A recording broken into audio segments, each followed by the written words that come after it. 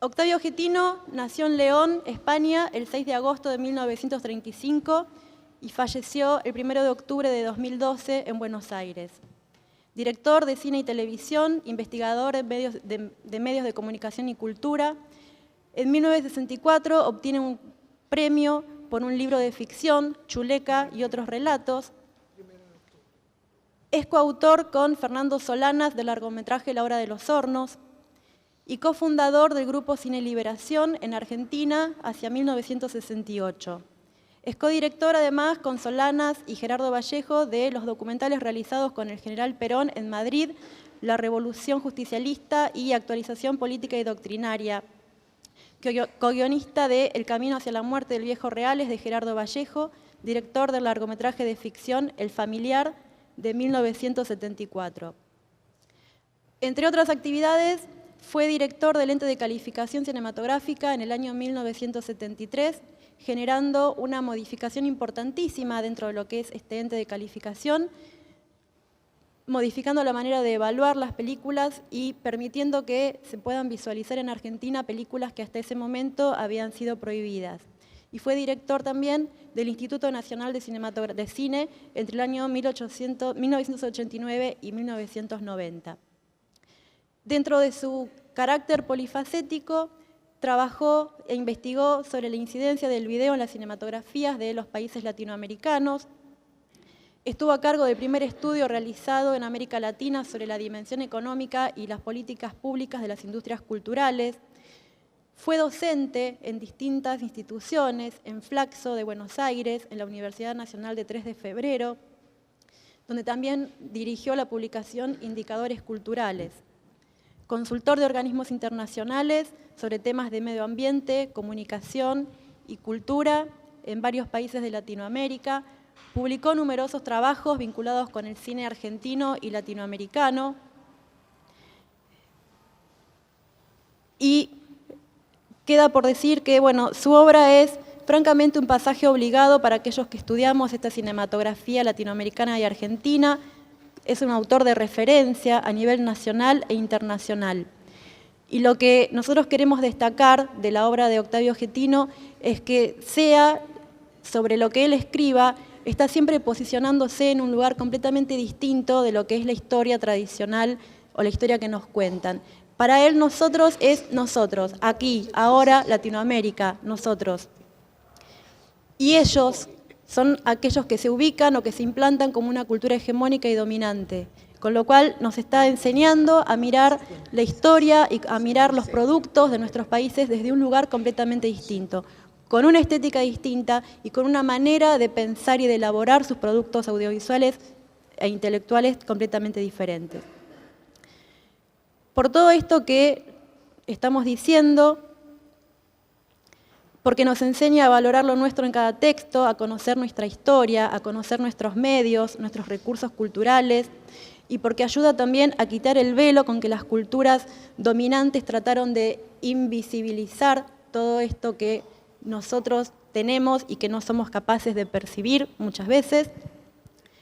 Por todos esos motivos, pero por sobre todo por lo que fue de valioso como persona, es que estamos organizando estas jornadas con personas que fueron su compañera de vida durante los últimos 30 años, Susana Belegia, su compañero de realización cinematográfica y hermano por la cercanía afectiva, Nemesio Juárez, y su compañero de trabajo y amigo durante los últimos 10 años de su vida y realizador del documental que luego se proyectará. Gabriel Mateu, perdón. Bien, con estas palabras yo estoy entonces abriendo esta jornada y Eduardo Feller, el coordinador de la carrera de Diseño de Imagen y Sonido, también quería decir algo en esta apertura. Para nuestra carrera es muy importante que se realice este encuentro, que te quiero agradecer especialmente y públicamente. Bien, les quiero contar una cosa para que agreguen a esta historia, y es que la primera película de egresados de la carrera que participó en un Bafisi fue La noche de las cámaras despiertas. en la cual participa Getino, es uno de los entrevistados. Los realizadores fueron Hernán Andrade y Víctor Cruz, dos egresados nuestros. Víctor ahora está bastante involucrado con nuestra actividad, con la actividad del nuevo grupo de egresados que se armó en la carrera. Bien, les quiero leer un mensaje de Marcelo Altmark, el director de la carrera. Dice así: a la misma hora del homenaje a Octavio Getino debo estar en el Congreso Nacional de Cultura en Chaco, lo que me impide estar presente. Realmente me hubiera gustado mucho estar porque Octavio ha sido una guía para mí y para todos los cineastas latinoamericanos. Y sus obras, tanto cinematográficas como escritas, audiovisuales, siempre han sido un faro en el compromiso y la entrega por un nuevo cine y la hermandad latinoamericana. En la estirpe de los Glauber Rocha, San Ginés, Cacho Palero, Fernando Birri, Raimundo Gleiser y otros tantos compañeros cineastas que por allá en los años 60 y 70 abrieron caminos para este nuevo y naciente cine latinoamericano que irrumpió con la fuerza de los que luchan por la liberación nacional y social de nuestros pueblos y llegó para quedarse. Su obra nos pertenece a todos y perdurará como uno de los más lúcidos testimonios de la lucha por la descolonización cultural, de la que fue un precursor y abanderado incondicional. Octavio es alguien consecuente hasta el final con esos principios que defendió en todas las instancias en las que tuvo una participación siempre destacada y por eso lo recordaremos siempre en presente. Además, Octavio era un gran tipo, con el que era un gusto conversar, del que siempre se podía aprender algo nuevo. Recordar la hora de los hornos o el familiar nos plantea cuánto camino se ha recorrido y aún lo mucho por hacer para la definitiva consolidación de nuestras industrias audiovisuales. Con mis mejores deseos para tan justo homenaje, les envío un gran abrazo a Susana y a todos los compañeros. Siempre la carrera de imagen y sonido estará para honrar su memoria, recordar la trayectoria de un cineasta impar. Bueno, ese es el mensaje de nuestra carrera para este encuentro. Gracias. Es socióloga, trabaja en el Consejo Nacional para la Comunicación Audiovisual de la Infancia, creado por la nueva Ley de Medios de Comunicación Audiovisual. Es presidenta y fundadora de la Asociación Civil Nueva Mirada, directora del Festival Internacional de Cine Nueva Mirada sobre cine para la infancia y la juventud. Realiza asesoramientos, consultorías sobre medios audiovisuales.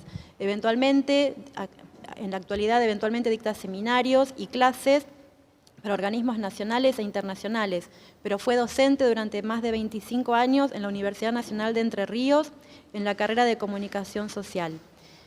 Durante su exilio en Perú y en México, trabajó como realizadora audiovisual para cine y para televisión, fundamentalmente en lo que tiene que ver con la televisión educativa, y sus trabajos han llegado a ser premiados en festivales internacionales. Además de ser realizadora, produce en el campo intelectual de lo que es la reflexión sobre los medios. Su última obra es La máquina de la mirada, los movimientos cinematográficos de ruptura y el cine político latinoamericano en las encrucijadas de la historia. Y es coautora con Octavio Getino de Historia de los cines de la Revolución, que son libros francamente de referencia. Con estas pocas palabras, solamente para presentar algunos aspectos de su trayectoria, entonces le cedo la palabra a Susana Belegia para que nos comente un poco sobre Octavio Getino. Bueno, muchas gracias Ariadna, muchas gracias a ustedes y a todos los compañeros que están aquí. Bueno, me siento muy honrada de esto y quiero felicitarla a Ariadna porque con la dedicación, la seriedad y el esmero que organizó esto, hasta vino a hacerme una entrevista a mi oficina para saber de primera mano quién era yo y cómo pensaba. Y bueno, veo que es interesante, es una cátedra que me parece que trabaja muy bien. Tengo acá una compañera de trabajo que ha trabajado en Nueva Mirada, Laura Martínez Corfield, y me ha contado, y veo que realmente es una cátedra muy linda, la deben pasar rebomba ustedes, supongo, aunque tengan que esforzarse y estudiar. Yo he sido docente de Historia de los Medios en la UNER y he sido docente de taller de planificación y producción de medios audiovisuales para la educación, o sea que de Historia de los Medios sí he trabajado algo. Es arduo, es un tema arduo, árido y complejo, efectivamente.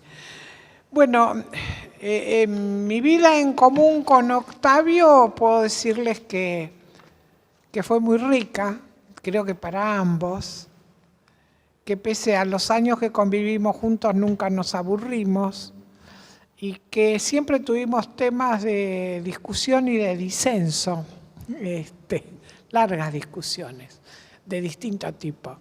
Entonces, bueno, eso hizo que no nos aburriéramos, jamás, pese a la cantidad de años que estuvimos juntos. Porque él era un tipo que tenía una neurona crítica que le funcionaba todo el tiempo, crítica y autocrítica, ¿no? Muy filosa. Y él se autoconfesaba y fue y militó siempre peronista, pero ahí también le funcionaba la neurona crítica en el peronismo.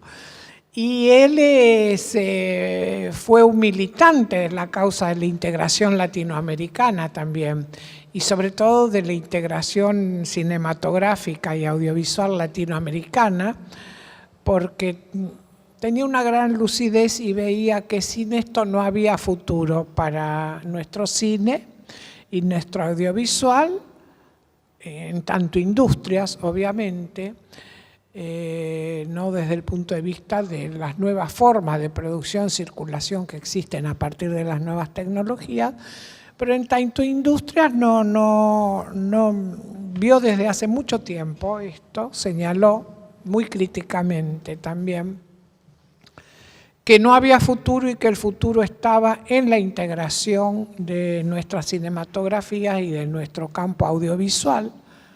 Fue el que por primera vez enunció el concepto de campo audiovisual, porque allá por los años 70, porque ya se estaba dando el fenómeno de la convergencia, aunque todavía no era tan visible, la convergencia tecnológica, empresarial y de mercado, que son las tres dimensiones que tiene la convergencia, que no es solo tecnológica, de ahí la conformación de los grandes conglomerados multimediales a nivel global y también en América Latina.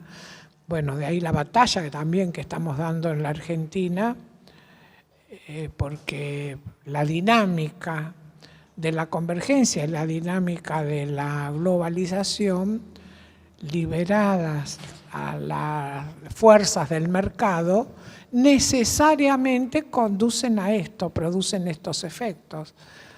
Y si no deseamos estos efectos de la conformación de grandes conglomerados monopólicos, oligopólicos, en el campo de la comunicación, las que integran en su seno la comunicación, las telecomunicaciones, el acceso a Internet, la prensa escrita, etcétera, etcétera, la telefonía. Si no queremos esto, bueno, hace falta una fuerte intervención de las políticas públicas y también de la sociedad. No hay otra forma de evitarlo, porque la dinámica del mercado necesariamente lleva a esto. Entonces, bueno, esto es un proceso que viene dándose desde hace mucho tiempo, como ustedes saben y habrán estudiado. Nosotros podemos ubicar el inicio de este proceso en los 50, porque en definitiva todos estos elementos de las nuevas tecnologías son productos aplicados a fines pacíficos de lo que se investigaba y se producía en los laboratorios y en los centros de investigación de la industria bélica en la época de la Guerra Fría. O sea, los satélites, la informática, la revolución en la microelectrónica, etcétera, etcétera, viene de ahí. Entonces, bueno, nosotros, latinoamericanos somos consumidores, no productores de esto. Estas tecnologías nos vienen de afuera, como así también nos viene de afuera lo que va a circular por ellas en su mayor parte. Entonces, quizás la carrera tecnológica la hayamos perdido, quizás no sabemos, puede ser que en algún nicho del mercado podamos desarrollar de manera autónoma alguna tecnología. Han lanzado recientemente, no sé si se enteraron, el primer nanosatélite. Bueno, es pariente mío, el chico que estuvo inventor de este proyecto, el primo de Guari, Emiliano Cajerman. Entonces estaba yo enterada de esto. Dentro de poco yo digo, vamos a leer por ahí satélites para todos. Porque bueno, también el objetivo de este grupo de jóvenes que trabajó en este proyecto, apoyado por el Ministerio de Ciencia y Tecnología, financiado por el Ministerio de Ciencia y Tecnología de la Nación, también lo hizo con esta idea de democratizar el acceso a los satélites, ¿sí? Porque alquilar un transponder en un satélite solo puede hacerlo un gran conglomerado de medios o de telecomunicaciones. Entonces esto que se veía venir y que Octavio vio quizás anticipatoriamente con gran lucidez, fue también uno de los motores, uno de los impulsos de su trabajo, en el sentido de que era muy crítico de todo esto y que cuando era crítico de algo, bueno, lo trasladaba a la acción, ya, con sus investigaciones, con lo que podía y con lo que le gustaba hacer. Y en este sentido, es que podemos decir que fue innovador, porque siempre veía un otro lado de las cosas, quizás, o le buscaba un otro lado a las cosas, ¿ya? Los chicos que trabajaron con él, acá Fernando, Gabriel, más o menos conocen esta tendencia que yo le decía anarco-subversiva que él tenía que era su posición ante la vida en realidad, de no aceptar las cosas como venían, como aparentemente eran dadas o naturalmente se daban, sino de siempre preguntarse, bueno, ¿por qué es así? No puede ser de otra manera, ¿no? ¿Ya? Y siempre encontraba la otra manera, esto es lo curioso, siempre la encontraba, de oponerse a. Era un opositor, nació para opositor, en ese sentido. Y esto yo creo que lo llevó a una serie de actividades desconocidas, que si bien está en su currículum en 2 líneas, les voy a contar una, pero tiene muchas de estas que él solía hacer.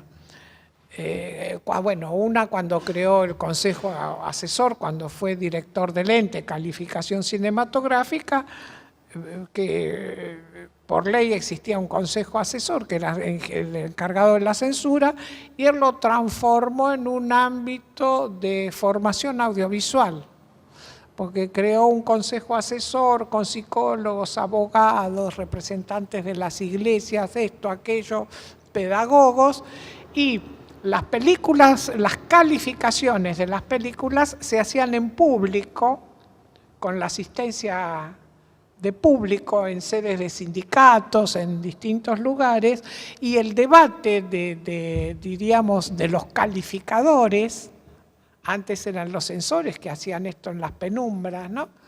Y ahora eran, diríamos, los evaluadores de este consejo. El debate y las calificaciones de las películas se hacían en debate con el público, en público. Y esto fue una experiencia, a mi juicio, formidable, que sin censura tendría que seguir existiendo. Existe la CAEC, la Comisión Asesora, en el instituto, que califica las edades de las películas, ¿no? Para qué edad corresponde cada película. Pero este tema de que la CAEC de repente hiciera un consejo y que las películas se vieran públicamente en algunos espacios, universidades, sindicatos, lo que fuera, y que hubiera un debate para la calificación, de las películas según edades, yo lo vería como un hecho también muy auspicioso, muy enriquecedor. Bueno, será porque me dedico desde la Asociación Nueva Mirada a este tema, la formación audiovisual y a la formación en recepción crítica de medios de niños, jóvenes y docentes, que creo que es un asunto fundamental. Dentro de las políticas públicas del audiovisual esto debiera ocupar un lugar fundamental. Lo que nosotros hacemos es un granito de arena en el desierto, digamos, una gotita de agua en el océano, pero esto debiera ser encarado desde el Ministerio de Educación, el consejo que integro, no trabajo porque integro de manera ad honorem, el Consejo para el Audiovisual y la Infancia, porque hemos contribuido a la ley, a la nueva ley de medios audiovisuales. Y en relación a Octavio, les voy a contar una sola anécdota para que sigan hablando los compañeros. Un hecho de esto, de dar vuelta a las cosas.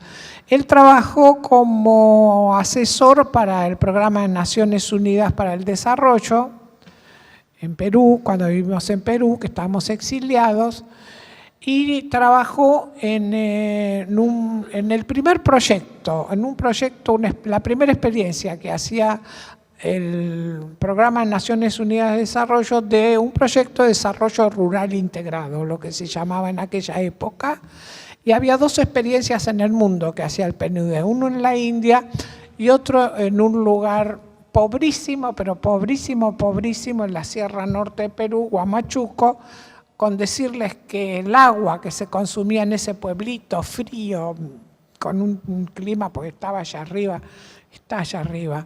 era la que se juntaba en un tanque grande cuando llovía, entonces uno abría la canilla y de repente salían hormigas, bichitos de distintas especies. El pollo que llegaba al mercadito, bueno, había que ir a comprarlo a las 7 de la mañana, pues si uno iba a las 8 ya no quedaba ni rastro. Bueno, la gente criaba sus gallinitas, sus animalitos, eran muy pocos los que iban a comprar al mercado, ahí del pueblito, pero bueno, un frío terrible. Y entonces ahí en ese pueblito se ubicó el proyecto y Octavio tenía por misión crear un centro de comunicación para el desarrollo.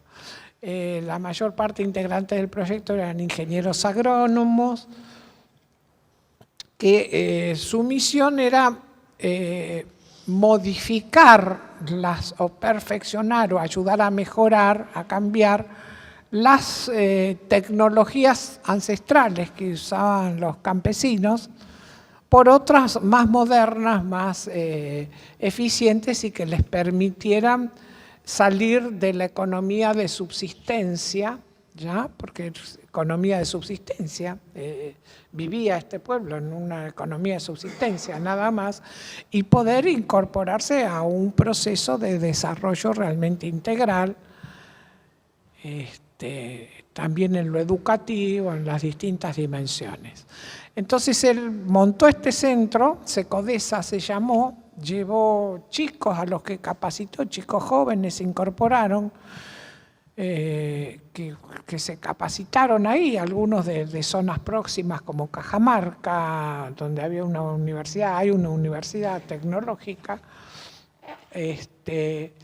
y empezó a producir materiales para capacitación campesina en escritos y en video, porque muchos campesinos analfabetos en esa zona. Entonces el video era un vehículo formidable. Entonces hicieron el informe de esta etapa preliminar, que eran como 17 tomos así, cuadernados, ¿ya? Del diagnóstico, producto del diagnóstico. Y a Octavio se le ocurrió que el diagnóstico tenía que ser audiovisual, porque primero que nadie iba a leer los 17 o no sé cuántos tomos de un diagnóstico, iban a ir a parar a una anaquel ahí y buenas noches, iba a ser una cosa formal, burocrática. Y segundo, que toda esa rica experiencia del trabajo con los campesinos, del trabajo con la gente, los habitantes de Huamachuco, con el equipo técnico que fue, etcétera, etcétera, ahí yo iba de vez en cuando a visitarlo, porque teníamos los chicos de él, míos, viviendo con nosotros y no podía estar ahí, ¿no? Entonces iba de vez en cuando. Entonces decía, señor ingeniero, porque a todo el mundo que venía en la ciudad y era blanco le decían ingeniero. Porque esto venía ya de la reforma agraria de Velasco Alvarado, porque todos los que iban por estos pueblos eran ingenieros. Decía, ay, señor ingeniero, ha venido su hijita la mayor. Porque claro, él ya tenía canas, yo era joven, flaca, etc. Una relación así muy agradable, muy intensa con la gente del pueblo se formó, y este grupo de marcianos, diríamos, que venían como expertos a ver este tema del proyecto de desarrollo. Entonces se le ocurrió que el diagnóstico tenía que transmitir esta dimensión, no solo los datos técnicos, las cifras, etcétera, etcétera, sino la dimensión social, la dimensión humana, las relaciones, la belleza, porque un panorama, geográficamente bellísima en la sierra, una pobreza espantosa, pero una naturaleza muy bella también, con un enorme potencial. Todo lo que fue la andenería incaica, que quedan restos por toda esa zona, todo lo que fue la historia, la dimensión histórica, muy importante, porque en esa zona estaban los incas y antes de los incas otros. Bueno, hizo videos con el diagnóstico, con una síntesis del diagnóstico, con entrevistas a los campesinos que hablaban a cámara de sus problemas y demás, y él hacía las partes de él, grabó con su hermosa voz que tenía las partes de locución. Y cuando mandaron eso a Nueva York, al hacer el PNUD a Nueva York, no había videocasetera. Y tuvieron que salir rajando a comprar una videocasetera. Imagínense, no hace tanto tiempo de esto. Y vieron los videos, no sé si eran 2 videos, de diagnóstico, y quedaron fascinados, enloquecidos, porque esto nunca se había hecho en la historia del PNUD. Y se fueron, los capos del PNUD que estaban en Nueva York, se fueron a la reunión de Nueva Delhi con los 16, 17 tomos de diagnóstico de la etapa preliminar y los videos. Y cuando en esta reunión, que era internacional, pasaron los videos, bueno, quedaron todos enmudecidos, ya fascinados. Y bueno, obviamente el proyecto que fue priorizado fue el de Huamachuco, no el con gran pesar, porque uno no le desea, no les desea que les vaya mal a los hindúes, pero el hecho innovador, ¿ya?, de que nunca se había visto un diagnóstico de un proyecto de estas características, que la burocracia internacional es mucho peor que cualquier burocracia nacional, y esta ruptura, digamos, de los códigos y normas establecidas por la burocracia internacional del PNUD, hizo que quedaran tan anonadados, tan impresionados, que fue Huamachuco, todo fue para Huamachuco. Esto es uno de los hechos que a él le encantaba provocar. Gracias. Bueno, les presento ahora algunos aspectos de la obra de Nemesio Juárez, realizador cinematográfico argentino que se desempeñó en los distintos roles que tienen que ver con la producción cinematográfica. Su trabajo como realizador comienza entre los años 50, entre las décadas de los 50 y los 60, a través del cortometraje, y buscando siempre una nueva elección estética, oponiendo al hombre real que ellos como realizadores podían encontrar en la vida cotidiana contra el actor de las películas de carácter industrial. Durante su trayectoria ve la necesidad de romper el vínculo con lo institucional para evitar la censura en su obra. Es decir, cada proyecto que se presenta en el Instituto de Cinematografía y es rechazado, se ven en la obligación moral de realizar las obras por otros canales para que sus obras puedan ser realizadas y vistas, porque los carriles institucionales no eran los que los llevaban a buen puerto en sus proyectos.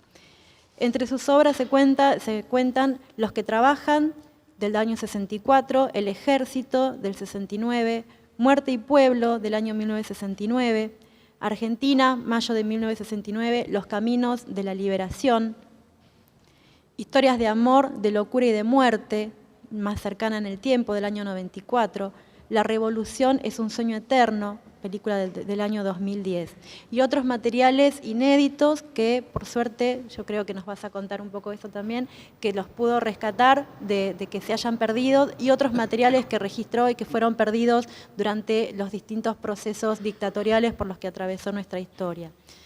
Formó parte del Grupo Cine Liberación, junto con Octavio Getino, Fernando Solanas y Gerardo Vallejo. Fue docente en la Universidad de La Plata y actualmente continúa teniendo proyectos de realización tanto en el plano de lo documental como de lo ficcional. Entonces, los dejo que escuchamos a Nemesio Juárez. Gracias, Ariana. Hace escasamente un año, cuando falleció Octavio y lo despedíamos, yo dije que iba a pasar bastante tiempo para que realmente pudiéramos dimensionar el tamaño de esta ausencia que nos dejaba Octavio. Por eso quiero felicitar este emprendimiento que creo que inicia de alguna manera un camino de recuperación de un hombre que debiera haber encontrado todavía, a pesar de que tuvo una fuerte incidencia en la vida social de nuestro país y obviamente también en el caso latinoamericano, en los últimos tiempos hubiera sido mucho más interesante y vital contar con su experiencia, con su sabiduría, etcétera, de una manera mucho más asidua. Octavio nos abandona hace poco y nos dejó la sensación de que gran parte de él hubiera tenido la necesidad de ser mucho más aprovechada, sobre todo por las nuevas generaciones y por algunos momentos y algunos espacios políticos de ninguneo a su actividad y a su compromiso. Bienvenido entonces este encuentro, este primer paso para reencontrarnos con un hombre de un pensamiento, de una lucidez impar, diríamos, en el campo nacional y popular, un hombre que ha recuperado experiencias vitales de este campo, teniendo contacto muchas veces también con quienes fueron de alguna manera nuestros maestros, como Hernández Arregui. Nosotros asistimos en un momento a una fuerte relación con Hernández Arregui. Hernández Arregui venía al grupo y nos leía los capítulos de su obra antes de ser editada, para que nosotros, que éramos jóvenes en aquel momento, pudiéramos escuchar y dar nuestros criterios también. La relación con Octavio es una relación de muchos años, de modo que voy a tratar de hacer un esfuerzo de sintetizarla, porque creo que la vivencia personal forjada a través de esos años, una cercanía fraterna, como recién comentaba Ariana, también me ha permitido también hacer una especie de reflexión sobre los puntos importantes que fueron desde una perspectiva ya histórica, los puntos de coincidencia de estos casi 50 años de contacto que tuvimos. Creo que nos encontramos alrededor de los años 60, en el año 63, 64, por allí, y confluimos con Octavio en un momento importante que fue para la intelectualidad argentina, que fue la conformación de un grupo en torno a una revista que fue La Rosa Blindada.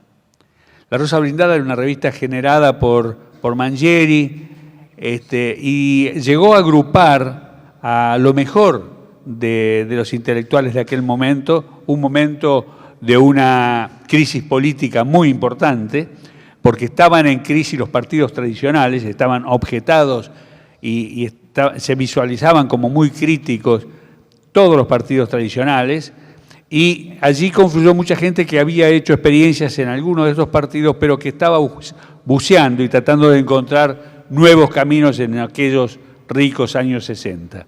Allí fue donde nos cruzamos con Octavio, en torno a esta revista, en primer lugar, con compañeros como Germán Rosenmacher, Tito Cosa, Juan Gelman, compañeros como Olmedo, que fue conductor de una de las experiencias guerrilleras argentinas, la FARC, grandes artistas plásticos como Gorriarena, Onofrio, poetas, cineastas también. Conformamos ese grupo, y en ese grupo era fantástico poder enriquecerse con el aporte de todos estos monstruos que nos llevaban unos años, pero que nos permitieron compartir con ellos sus opiniones. Cuando digo una opinión crítica, digo que desde los que veníamos desde el peronismo teníamos una actitud crítica con el peronismo de aquel momento. Y se avisoraba ya la posibilidad de una tendencia revolucionaria dentro de ese marco del peronismo. Por otro lado, había entrado en crisis el Partido Comunista también. Había quienes provenientes del Partido Comunista criticaban la actitud genuflexa y seguidista del Partido Comunista Argentino, que daba la espalda a la cuestión nacional y solamente hacía un seguidismo acrítico del Partido Central de la Unión Soviética. De estas dos grandes tradiciones políticas surgió prácticamente después lo que iban a ser las críticas. Por el lado del peronismo, la asunción de otros pensamientos, como el de John William Cook, que después formó la tendencia revolucionaria, y por el lado del comunismo, aportes desde el lado maoísta, desde el lado de la recuperación también de una figura cercenada como era la de Trotsky y demás. Fueron años muy ricos. En esos años nos conocimos con Octavio. Octavio escribía, era un brillante cuentista, había ganado el premio principal de la Casa de las Américas con su primer libro de cuentos, Chuyeca. Aquí tengo la primera edición, firmada por Octavio en el año 67, la primera edición que editó La Rosa Blindada. Yo había comenzado a hacer cine y ahí coincidimos Octavio estaba también estudiando cine en la Asociación Cine Experimental, creo, y ahí empezamos a plantearnos la problemática del quehacer cinematográfico. En síntesis, fueron años también, los años de oro del cortometraje argentino, porque hubo un fuerte crecimiento del cortometraje argentino, muchos directores que hicieron sus primeros caminos en ese cortometraje, después se integraron a la industria y formaron prácticamente la generación del 60.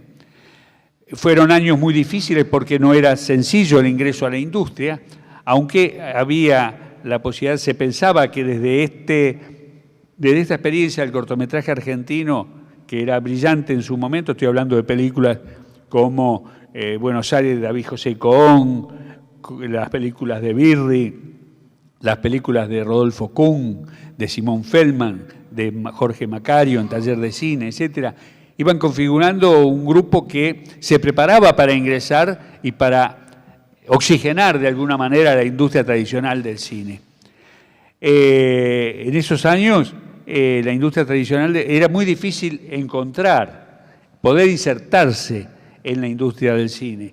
En cualquiera de los caminos era muy difícil, tanto el camino técnico, había que hacer como de entre 5 y 10 películas en cada uno de los rubros en que estaba distribuido el escalafón de la industria, empezar como pizarrero, como meritorio, después pizarrero, después primer asistente de dirección, después asistente de dirección, etcétera. Toda una carrera que demandaba cada caso como 5 o 6 películas.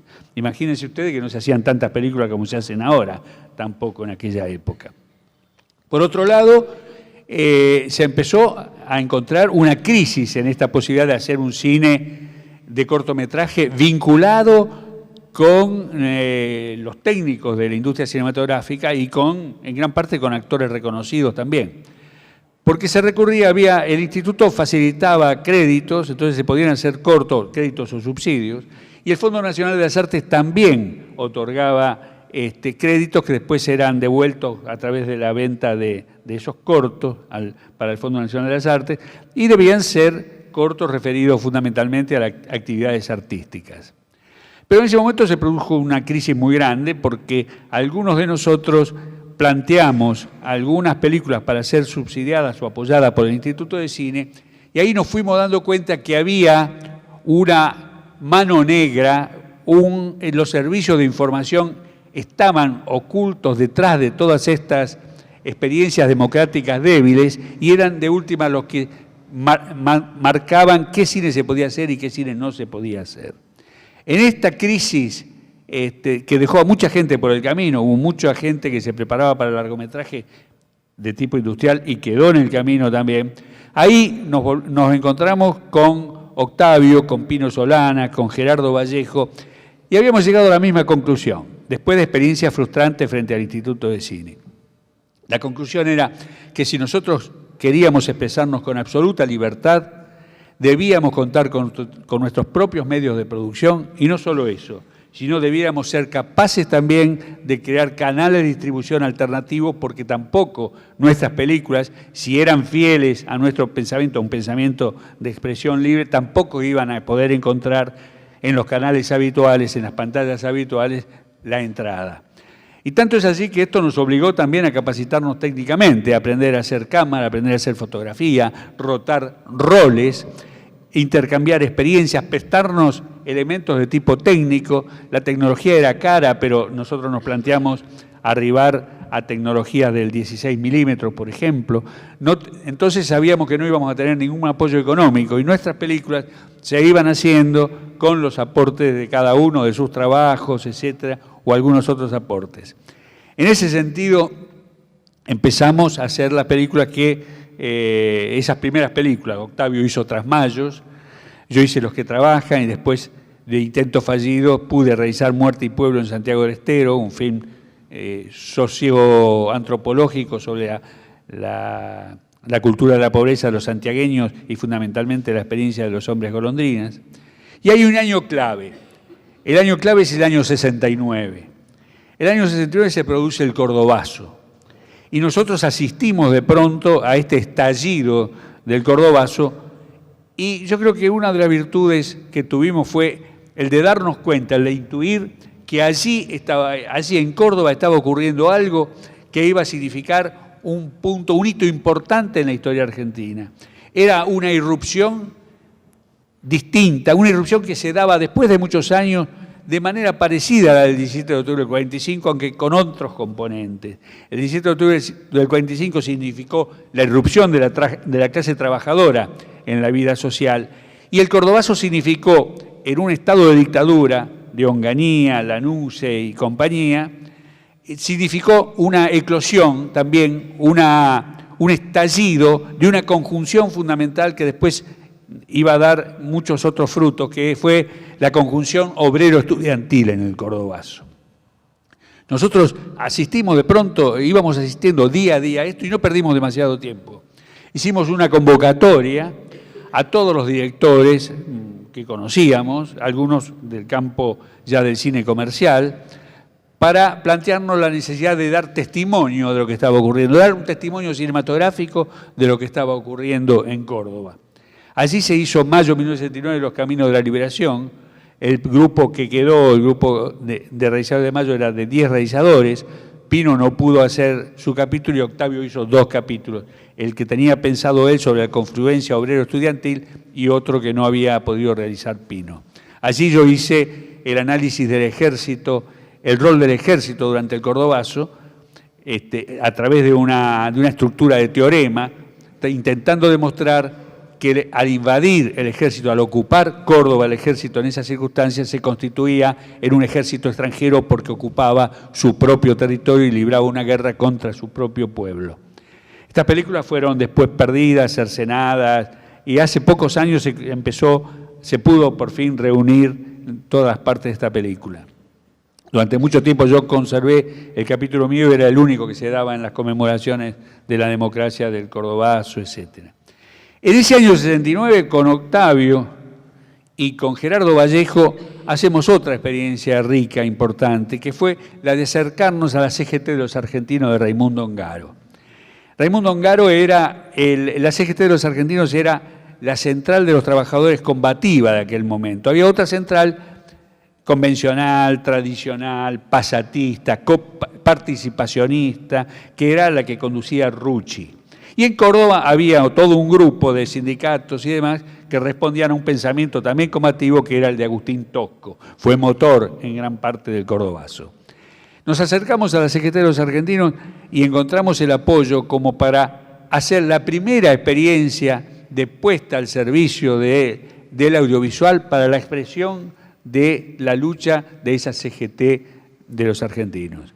Allí coincidimos y conocimos, creo que lo conocimos allí, a Rodolfo Walsh, a Horacio Berbisky y demás que hacían el periódico de la CGT de los argentinos, donde Walsh iba de alguna manera con su non-fiction novel, que era Quien mató a Rosendo, la iba entregando en folletines, en episodios en la CGT de los argentinos.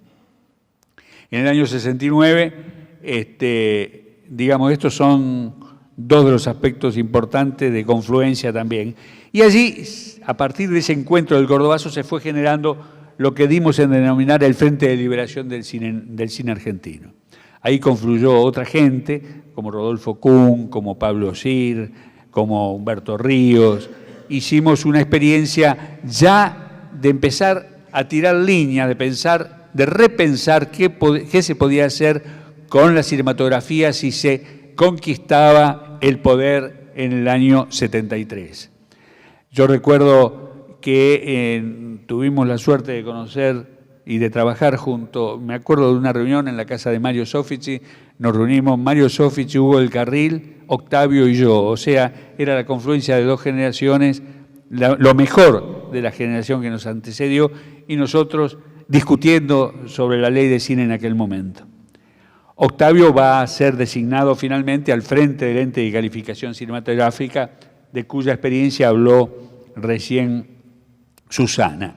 El objetivo fundamental de esta experiencia fue arrojar luz, oxigenar algo que era un accionar casi inquisitorial, secreto, casi de una secta que tenía el privilegio de poder elegir y seleccionar y cortar o prohibir directamente lo que el ciudadano común podía o no ver en las salas de cine. Nosotros actuamos invirtiendo el proceso. En realidad, lo que en muchos casos obligamos a restituir, a completar películas que los distribuidores habían empezado a cortar para no tener problemas con la censura. Los obligamos a que la reintegren, en nombre precisamente de un respeto a los autores, en casi todos ellos de origen europeo en general. Es decir, ahí sí se estrenó Los demonios de Ken Russell, bueno, se estrenaron muchísimas películas, la más conocida de todas fue El último tango en París.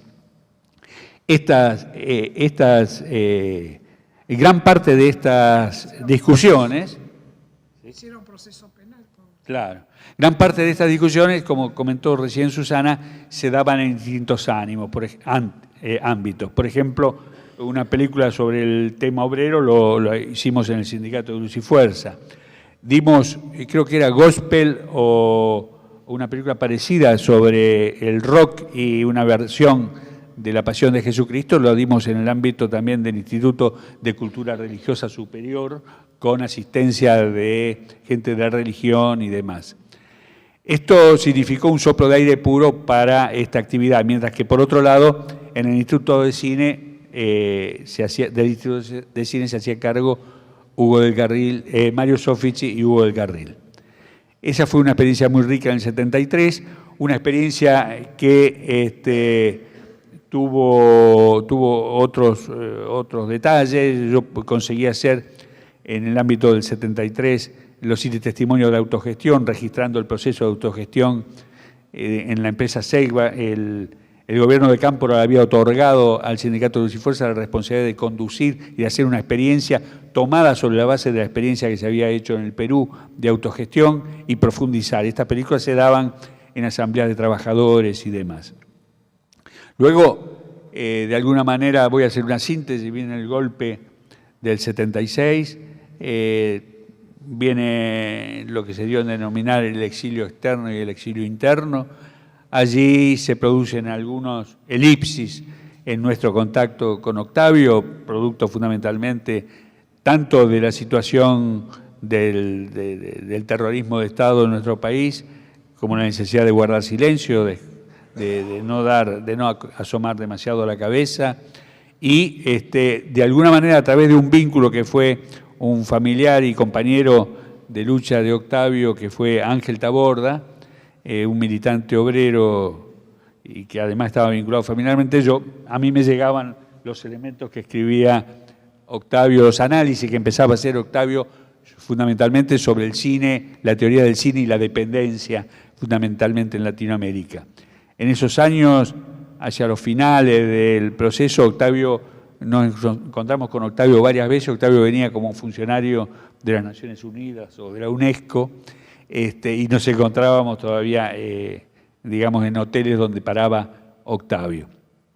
Luego viene la etapa del retorno, la etapa donde fundamentalmente a partir de las teorías de Octavio y del trabajo de Octavio configuramos lo que fue el espacio audiovisual nacional, vinculados a toda la campaña política de aquel momento, detrás de Menem, lamentablemente en aquel momento. Nosotros aspirábamos a que ese gobierno fuera otra cosa, y todo este grupo de alguna manera se hizo cargo de las áreas de cultura en esa primera instancia, a través fundamentalmente de Luis Durán, que era uno de los que debía haber sido designado secretario de Cultura, no lo fue subsecretario, en lugar de él fue designado Julio Bárbaro, lo cual significó a la larga un hombre que fue destruyendo y destituyendo uno a uno todos aquellos cargos, entre ellos tuvo una gran participación también Susana Velella.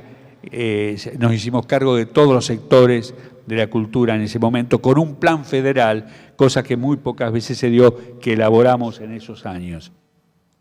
Allí nuevamente se da la lucha por acceder y poder llevar a la práctica estas teorías y esta planificación. Octavio es propuesto para el Instituto Nacional de Cine. Octavio es resistido por sectores de la Iglesia y presumiblemente también sectores de los servicios de información y de las Fuerzas Armadas, y tuvimos que ir a encontrar un compañero de aquella vieja guardia como era René Mujica para poder ingresar con Octavio como vicedirector del Instituto de Cine al Instituto de Cine. Allí hicimos una experiencia muy rica. Fundamentalmente Octavio fue el motor que planificó un cambio en el Instituto de Cine, me hizo responsable de generar asuntos federales, que era trabajar sobre todo el territorio nacional y desarrollar el cine en todo el territorio de la nación, cosa que no se había hecho antes en ningún aspecto, digamos. Estoy hablando de apoyar la capacitación, la producción de cada ámbito, de cada municipalidad, en cada Secretaría de Cultura, en cada región cultural, etcétera, para que cada uno de estos sectores pudieran expresarse con libertad. Y bueno, esa fue una de las últimas experiencias institucionales con Octavio, que fue muy rica porque Octavio también se editaba un sobre del cine argentino con toda la información para que quien estuviera interesado tuviera acceso a todo lo que allí se venía desarrollando.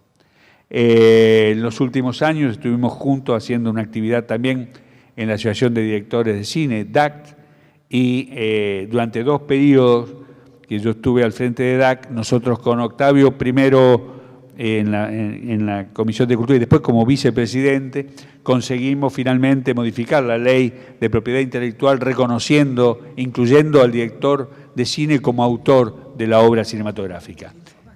Octavio en esa experiencia creó el Infodac, una experiencia inédita también con una información teórica, política, sobre el desarrollo del campo de la cultura y fundamentalmente de la cinematografía en aquel momento. Creo que, bueno, fue una cabalgata un poco extensa por ahí, pero eso fueron, digamos, hasta ahí fue la relación con Octavio después de haberlo conocido hace casi 50 años. En este sentido se fortaleció muchísimo esta amistad y hoy, bueno, como decía antes, creemos que transmitir la experiencia de Octavio se hace muy necesario para poder entender qué pasó en esos años en gran parte que no se conoce del todo cuál fue la experiencia de esos años y de esta generación, ¿no? Gracias.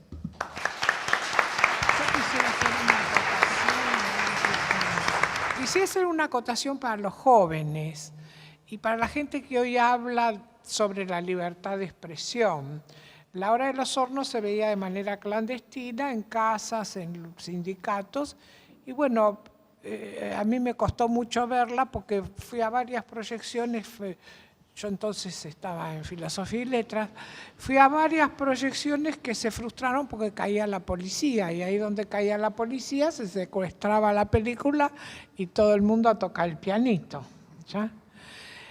Y luego otra cosa, que esto ya sí fue mucho más fuerte, cuando nosotros vivíamos en Perú, a Octavio le salvó la vida el trabajar para Naciones Unidas, tenía inmunidad diplomática en cierta medida, porque estaba trabajando en el proyecto de Huamachuco. En Perú desaparecieron, no sabíamos entonces la existencia del Plan Cóndor, fueron desaparecidas por los servicios de la Argentina 2 personas, Carlos Maguit, casado con Nelia Rostito, la hermana de Norma, que estaba exiliado ahí, trabajaba en la Universidad Católica, un gran tipo, nos facilitó el acceso a Octavio y a mí cuando llegamos al comienzo para trabajar en la Universidad Católica. Mi primer trabajo fue en el Centro de Teleeducación de la Pontificia Universidad Católica de Perú, uno de los primeros de América Latina en materia de televisión educativa, financiado por fundaciones alemanas, y desapareció una madre en Plaza de Mayo, no me acuerdo el nombre, el apellido Molfino. Años después sucedieron 2 hechos así curiosos de alguien que se presentaba a la Oficina de Naciones Unidas a pedir el domicilio particular de Octavio y que se lo negaron porque no daban domicilio particular de sus funcionarios, y de alguien que fue al edificio donde vivíamos en Lima. Yo me había trasladado con los chicos a Trujillo, ciudad más vecina a Huamachuco, en la costa norte de Perú, para vernos más, porque si no era una cosa imposible.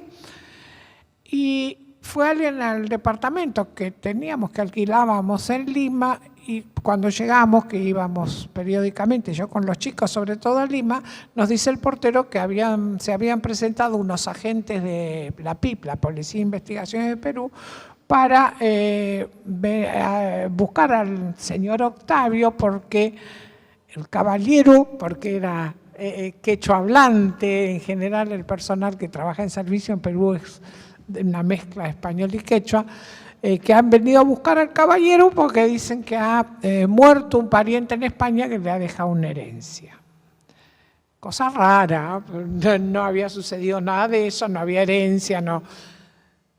Un día, mucho tiempo después, abrimos el diario y leemos: fue negado el exilio, la extradición del ciudadano, fue negado a las autoridades argentinas la extradición del ciudadano argentino Justo Octavio Getino, que la Corte Suprema de Justicia de Perú y el presidente de Perú, por entonces Morales Bermúdez, habían firmado la decisión, no sé cómo se llamaba en Perú, la resolución sería de negar la extradición que había sido pedida de Octavio por las autoridades argentinas, porque no era motivo de extradición, porque los cargos eran obscenidad e incumplimiento de los deberes de funcionario público por haber autorizado la película cuando estaba a cargo del ente Último Tango en París.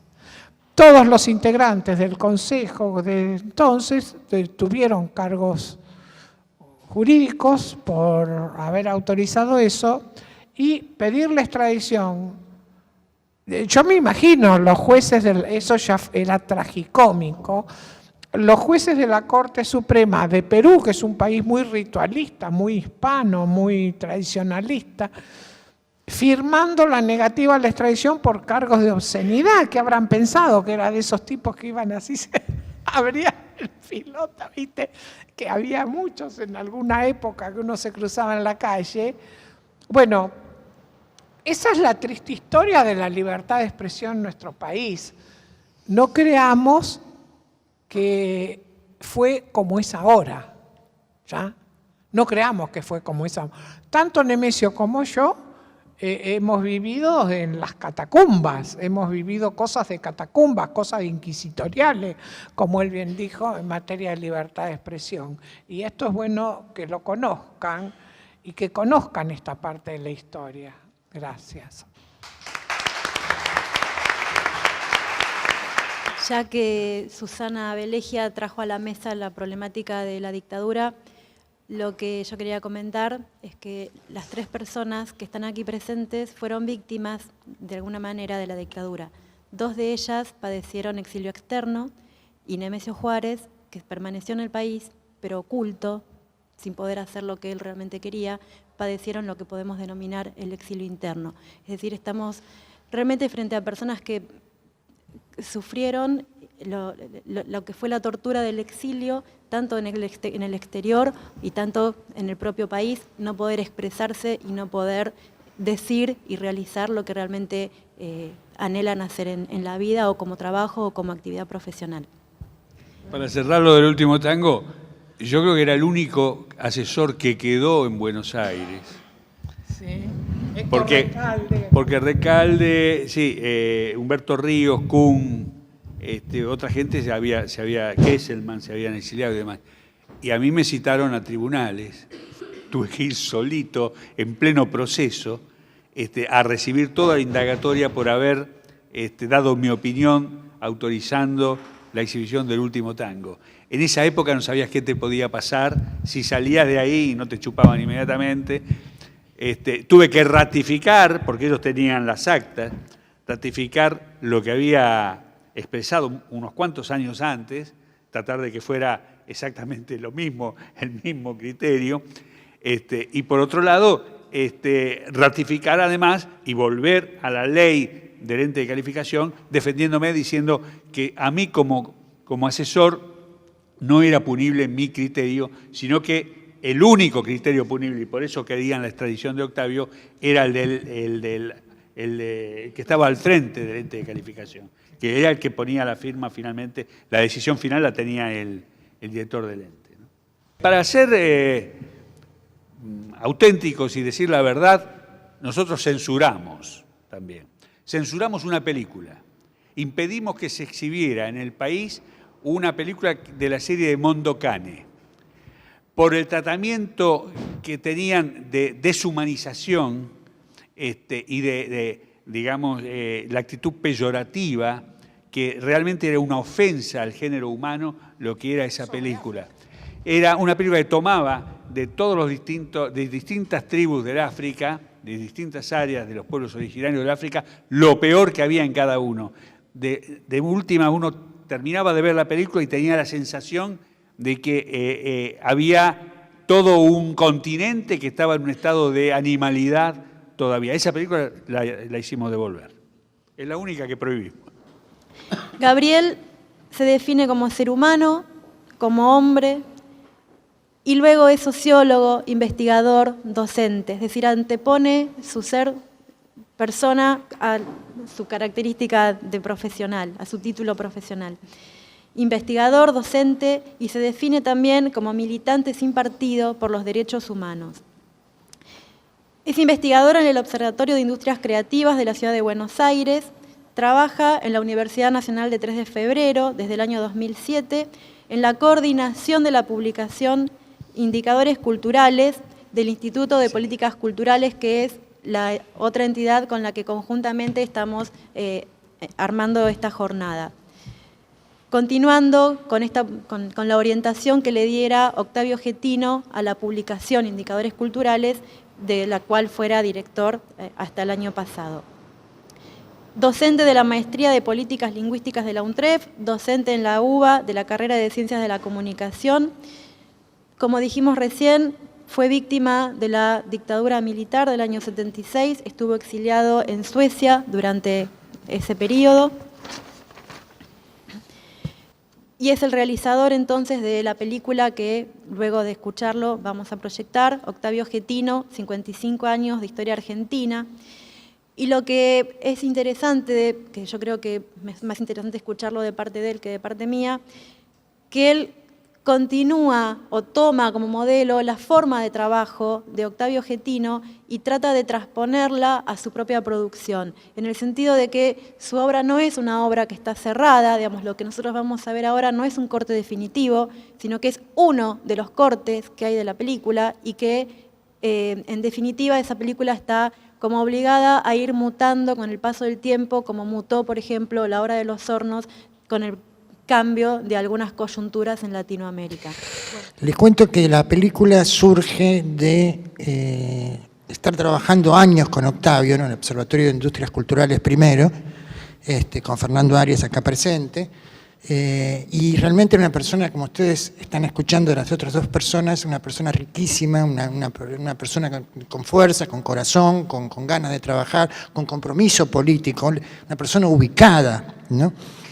Y él contaba todas estas anécdotas que están contando ellos, porque trabajábamos juntos, había almuerzos, desayunos, viajes, y yo tengo chicos jóvenes, yo algo me acuerdo porque yo milito también desde los 69, algunos de sus compañeros eran los dirigentes de las organizaciones militantes donde estaba yo, pero él cuenta cosas muy ligadas a la historia de nuestro país. Y yo tengo mis sobrinos que tienen 20 años y que hablan de los 70, los 70, los 70, y Octavio empieza nuestro relato en el bombardeo de Plaza de Mayo del 55. Como decía, la película es una cuestión bastante particular, es hecha didácticamente. Queremos traer información, no solamente de la vida de Octavio, que es muy rica, sino cómo esa vida va siendo a la par de los últimos 50 años de historia argentina. Esta parte que le vamos a mostrar ahora parece un poco larga, son 2 horas. Pero la hemos mostrado 3 o 4 veces, por ahora está muy despacito, la estamos mostrando, y los chicos se quedan, porque les es interesante, los atrapa a saber cosas que no se hablan, que no se dicen. Ustedes han escuchado anécdotas acá, ¿no?, que nadie habla, nadie recuerda. De esa historia hay un manto de olvido, olvidémonos, ¿no? Solo los nuevos militantes dicen, nos acordamos de los 70, pero paren, había antes de los 70. Había esa lucha preparatoria, hay una resistencia peronista, hay un bombardeo a Plaza de Mayo, y hay gente que lo vivió. Entonces, traer eso a lo presente, esa es la intención, ¿no? Como decía Arianna también, aprender de Octavio. Yo cuando vi la película La Hora de los Hornos en el año 69, tenía 14 años, me voló la cabeza. Yo dije, no me puedo quedar en mi casa, ¿no?, teniendo una novicieta casando. No, yo tengo que hacer algo por mi América Latina. Cuando la vi en el exilio, la vi cambiada. Entonces, yo hago lo mismo, tengo 25 o 24 horas de grabación. Tengo como 30 de sonido, porque hablábamos, cuando entrábamos a la casa decíamos sonido. O sea que hay mucho más sonido que... Bueno, ese material es libre. Yo se lo entregué a Arianna. Ustedes tienen todo el derecho a tomar partes para algún trabajo, ¿no? O sea, la idea es esa, que sea un documento militante de discusión, de abrir la cabecita, ¿no?, que nos ayude a saber dónde estamos parados en esta discusión que tenemos hoy del problema de la libertad de expresión. Van a ver la última parte. Octavio habla sobre la lucha, la batalla cultural que tenemos que dar, que estamos en un momento que nos quieren dominar por la cultura. Entonces, mi aporte es recordar a Octavio como una gran persona, recordar su pensamiento y que haga lo que él quiso hacer con La Hora de los Hornos, que es la reflexión.